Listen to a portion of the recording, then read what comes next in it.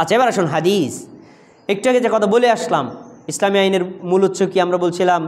স্বাভাবিকভাবে বলি হাদিস, কিন্তু আমরা বলি কি সহি হাদিস। কেন? হাদিসের মধ্যেও প্রকার আছে সহি, হাসান, দঈফ আর মাউদু। এজন্য মাউদু মানে নবীর নামে বানিয়ে বলা হয়েছে, নবী কখনোই বলেন নাই। তাহলে কি হাদিস হিসেবে মান্য করা যাবে? এই জাল হাদিস মানা, বলা, বিশ্বাস করা, প্রচার করা সম্পূর্ণরূপে হারাম। নবী সাল্লাম কঠোর কথা বলেছেন, এত কঠোর কথা অন্য কোনো ক্ষেত্রে বলেন না। তিনি বলেছেন কি, মান কাযাবা আলাইয়া মুতাআম্মিদান ফালিয়াতাবাওয়া মাকআদাহু মিনান নার। যে ব্যক্তি ইচ্ছাকৃতভাবে আমার নামে একটা মিথ্যা কথা বলবে, তার ঠিকানা হলো জাহান্নাম। কেন? কারণ কি জানেন? আমি আজকে এখানে দাঁড়িয়ে কথা বলছি না, আমি যদি বলি আমার কথা, এ কথা ভ্যালুলেস। আমি যদি বলি আমার কথা, তাহলে আপনি মানতে পারেন না মানতে পারেন, আপনি একজন মানুষ, আমিও মানুষ, আপনি আমি সমান। আর যদি বলি নবী সাল্লাল্লাহু আলাইহি ওয়াসাল্লাম বলেছেন, এটা কি ভ্যালু আছে না নাই? এজন্য নবী বলেছেন কিটা আগে শতভাগ নিশ্চিত হতে হবে, তারপরে বলতে হবে। নিশ্চিত না হয়ে কখনো হাদিস বলা যাবে না, নিশ্চিত হয়ে তার বলতে হবে। এই জন্যই তো আমাদের দেশের হুজুররা কি পাইকারি দরে কথা বয়ান করার সময় খালি বলতেই থাকে, আর আমরা কথা বলার সময় একটু সতর্কতা অবলম্বন করি, অত দ্রুত আমাদের মুখ দিয়ে কথা বের হয় না। হ্যাঁ, কি বলে, কেউ কোনো ব্যক্তি যদি মারা যায়, তারপর তার কবরস্থানে গিয়ে যদি কবরের পাশ দিয়ে কোনো ব্যক্তি যদি হেঁটে চলে যায়, ছাত্র যদি হেঁটে চলে যায়, তলেব ইলম যদি হেঁটে চলে যায়, 40 দিন পর্যন্ত গোরা যাব্বা। হ্যাঁ, শোনেন নাই? কিন্তু আপনি যখন বলেছেন তখন তো বলেছেন হাদিস, নবী সাল্লাল্লাহু আলাইহি ওয়াসাল্লাম বলেছেন। আমাদের একজন বড় আলেম বলেছেন, এই হাদিস যে হুজুর বলেছে, এলাকার লোকের উচিত দড়ি দিয়ে তার গলায় বেঁধে তারপরে তাকে কবরস্থানে বেঁধে রাখা, কারণ উনি যতদিন পর্যন্ত থাকবে কবর আযাব মাফ। উনিও তো একজন তলেবে এলেন,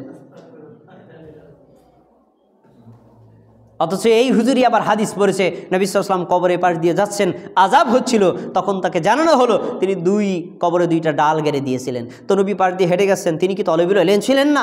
যদি পাশ দিয়ে হেঁটে গেলে কবরে আযাব মাফ হয়, তাহলে নবী সাল্লাল্লাহু আলাইহি ওয়াসাল্লাম আবার ওই খেজুর ডাল পুঁতলেন কেন? এভাবে জাল হাদিস সমাজের মধ্যে প্রচার আছে।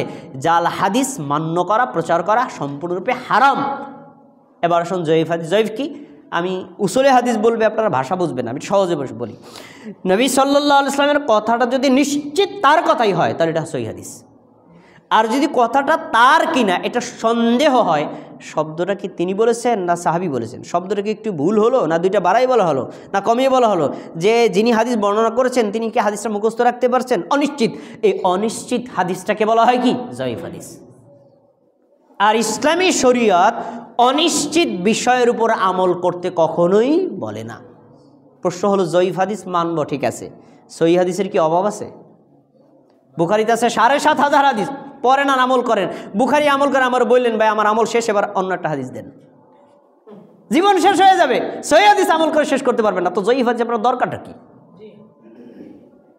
সহিহ হাদিস মানতে মানতে আপনার জীবন শেষ, জয়ীফ হাদিসে তার কাছেও যাইতে পারবেন না। এরপরে হুজুর কা জয়ীফ হাদিস মানা যায়, মানবেন ভালো কথা, সহিহ হাদিস মাইনে আমল করে দেখান।